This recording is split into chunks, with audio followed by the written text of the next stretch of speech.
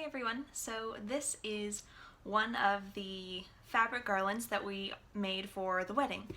As you can see, this one is very multicolored, but it's also very pastel and muted, and we really like it that way.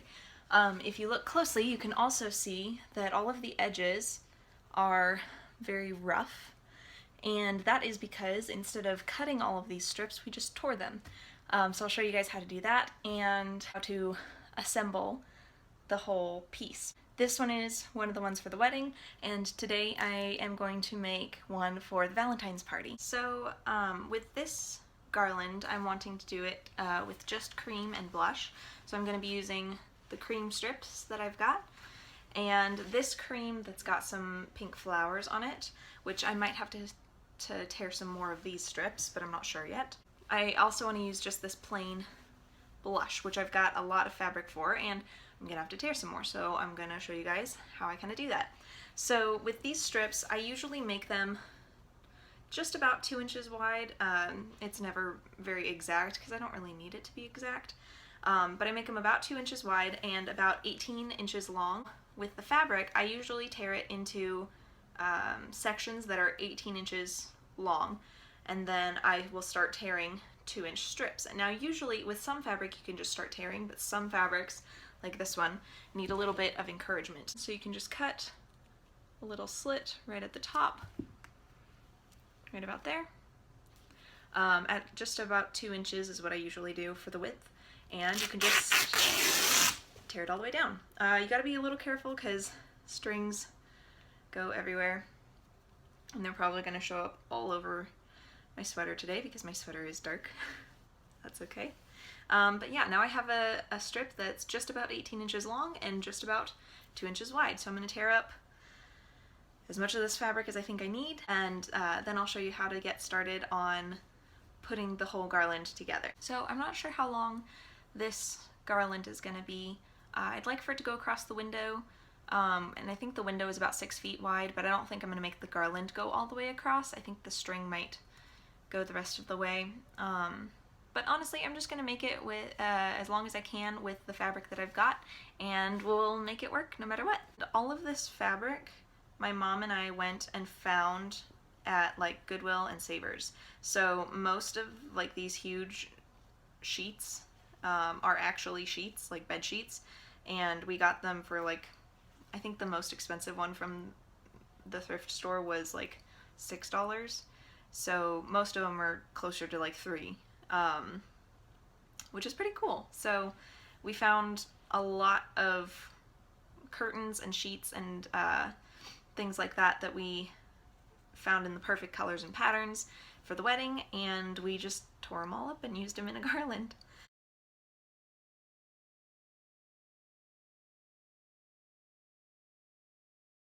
After I've torn all of the sheet into strips, I like to keep them in a nice little bundle. I stack them all up and use one of the strips to tie them together so that I don't have to go digging through any piles. I have them all right next to me. So I've got that, I've got the cream ones, and I've got just a few of the ones with the flowers on them. So I have my twine, and the easiest way that I have found to put this all together is to tie the twine or whatever string you're using. I like to use twine because it's thicker, so it's a little bit stronger, and once all of the fabric is on these garlands, they get really heavy. So you want something that's nice and sturdy, that's not going to fall apart or break or snap. Yeah, so nice thick twine, and what I've found is tying it up from one place to the next, like you saw the garland earlier, is the best way to put it all together. So I cut the twine much longer than I think I'll need, so I'm going to tie it pretty tight across, so just so that it fits in this area for demonstration purposes. Okay, so now I have my twine tied up. I have anchored it to my part of my desk and on my dresser over here. And now, the easiest part, in my opinion, start with the strip, wrap it around, and just do a single knot right in the middle of the fabric, and that is the start of the garland. I like to start towards the middle and then just kind of push everything as I go. So I usually do some sort of alternating pattern. I don't have a ton of the cream left in comparison to the blush. I'll probably do one cream every 2 or 3 pink, and then if I've got more, I'll go back in and add it later. Again, it doesn't have to be perfect.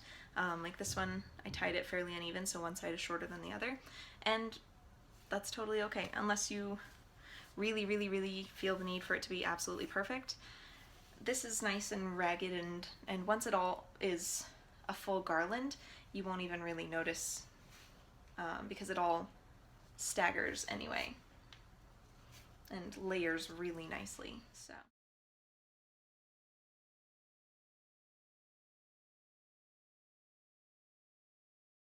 So I like to do each of the fabric ties and push them really close together so it makes it nice and thick and full.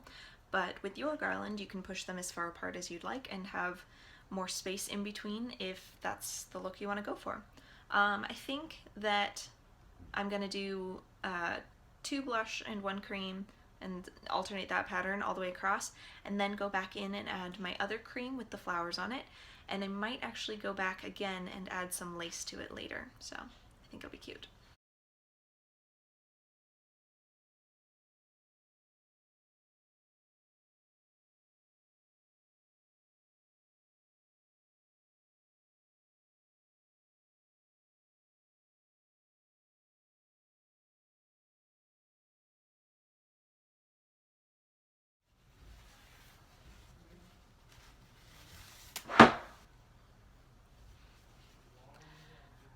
And then sometimes some fabric is so old that when you pull on it to tie it, it just snaps.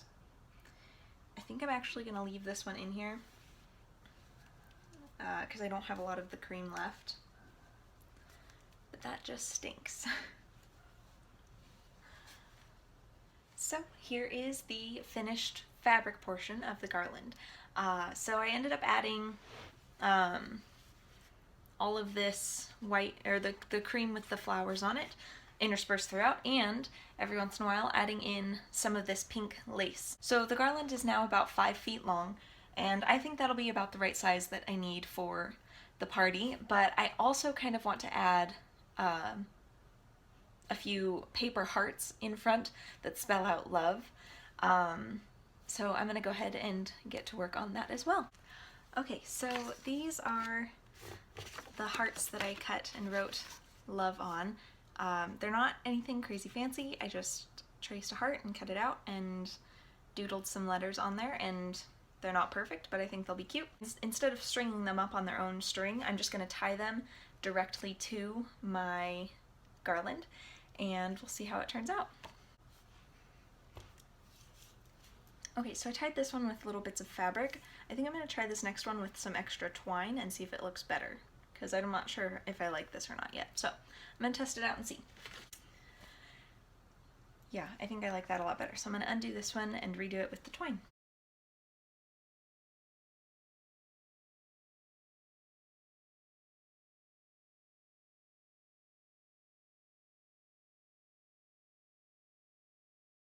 And there we go.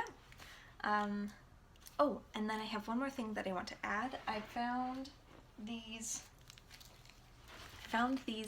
butterflies from Michael's, and I think I'm either going to add them at the very end, each end of the thing, or right next to the love. I think I like that better. But I'm going to switch them so that they both show up a little bit better. So I'm going to clip those on because they're just on little metal clips, and then our garland will be finished.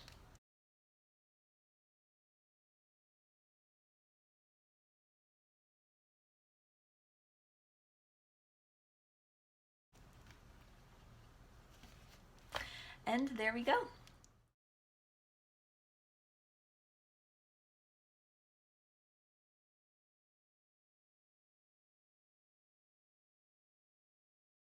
I hope you guys liked this craft. I hope it was helpful to see how I do it and how I go through it. And I hope to see some of your crafts in the future as well. Let me know if you have done this before, or if you think that you might use this craft for a Valentine's party or another party coming up, or just decoration in your room. So just let me know, and I will see you guys in the next video.